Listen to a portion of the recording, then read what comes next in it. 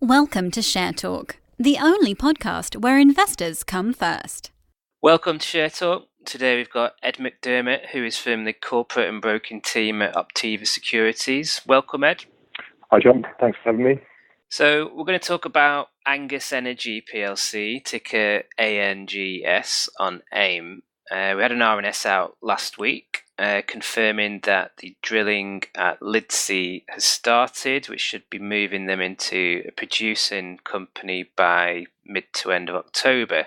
So can you just give me an idea and our listeners where we're at with that?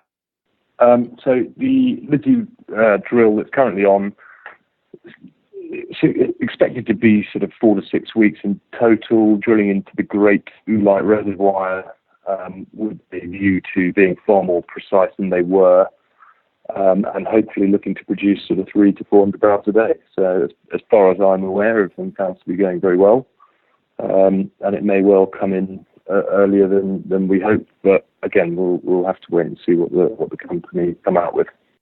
So can you just give us a reminder as to what happened with the first drill there at X1? Because there was a sort of brief, sort of negligible bit of production happening there, wasn't there, earlier on? That's right. Originally, there was production from a well that was drilled by Carlos Petroleum back in about 96. Again, this well drilled straight into the Oolite Reservoir, the Great Oolite Reservoir, and was producing oil. Obviously, it declined down to sort of, I think it was 30, 40 barrels a day.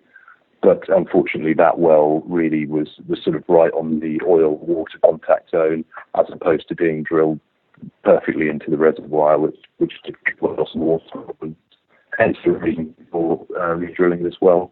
Okay, and we've had a number of RNSs over the last couple of months about a potential issue, a bond issue onto Next Exchange. Can you confirm what the state of play is with that? Indeed. The next bond is not actually listed yet. It's simply all the paperwork has been done by the company and its advisors in order so that it effectively has an option to list this bond on the next exchange, which of course is non-dilutionary for existing equity holders. And it was essentially born off the back of the AIM admission document, which allows the company to have effectively an overdraft facility if and when they so desire. Well, I think saying that, I think it would have to be when the company is in production from its Lidsey site or its Brockham site, and that would obviously allow it to pay the 8.5% premium on that bond. Again, it's a clever move in many respects because the company doesn't have to go through with it, but it's there, and that's why you keep seeing an RNS each month, which is effectively just delaying it each time. Yeah, sorry. Just to be clear, then, that this is an option as opposed to something that's set in stone. I'd say that's correct. Yes, I think at some stage they will probably want to bring it online and list it, but I think for the time being, it's really there until the company's in production. The reason they would take on debt is obviously not to pay for sort of typical working capital stuff. It would be for to drill new wells off the back of success on other wells. So it's a nice way for investors to see no dilution and something that would be funded out of cash flow rather than from investors' pockets. And just to double check, I'm right in thinking that it'd only be issued on the basis of production being confirmed at Lidsey. That's correct, yeah. Yeah. So, I mean, yeah. And thinking about Angus's other plays, we've got Holmwood and Brockham. Can you just give us a brief summary as to what you foresee happening with both of those, or where those projects are at the moment? Holmwood was meant to be drilled this year. I don't know. I don't think any of us know at this stage whether that's going to happen or not this year. I suspect with us coming up to sort of Christmas probably quite quickly, it may well drift into next year. But again, I think that'll be for the company to confirm either way.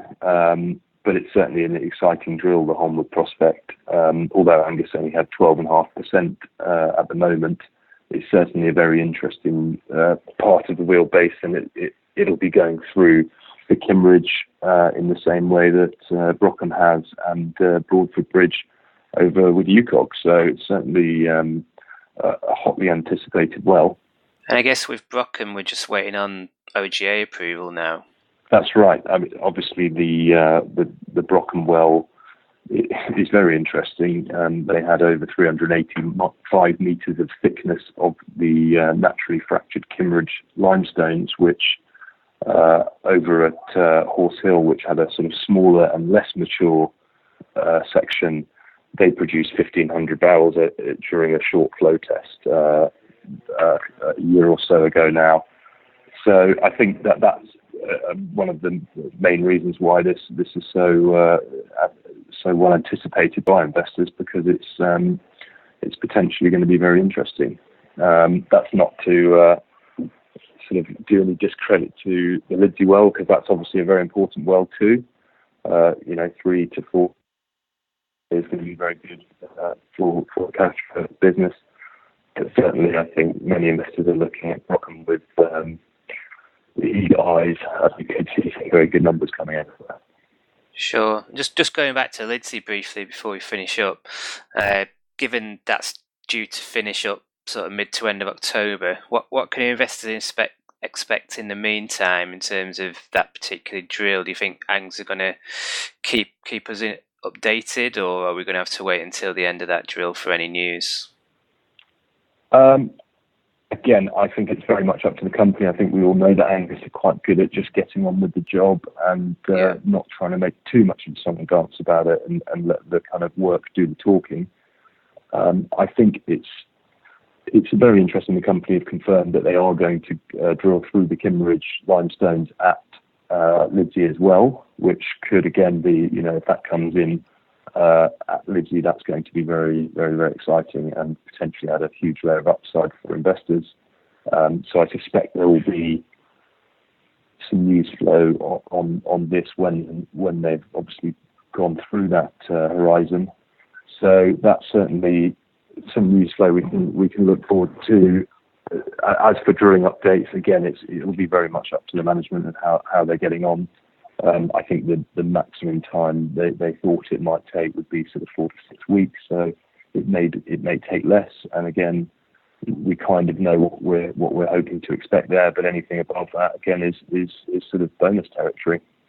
Okay, Ed. Well, it's been really interesting listening to you talking about Angus Energy today. Thank you for your time.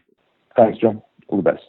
That was Ed McDermott from the Corporate and Broking team at Optiva Securities talking about Angus Energy Plc, ticker ANGS on AIM. Thank you for listening. Remember to visit our website for more news and other podcasts at www.share-talk.com.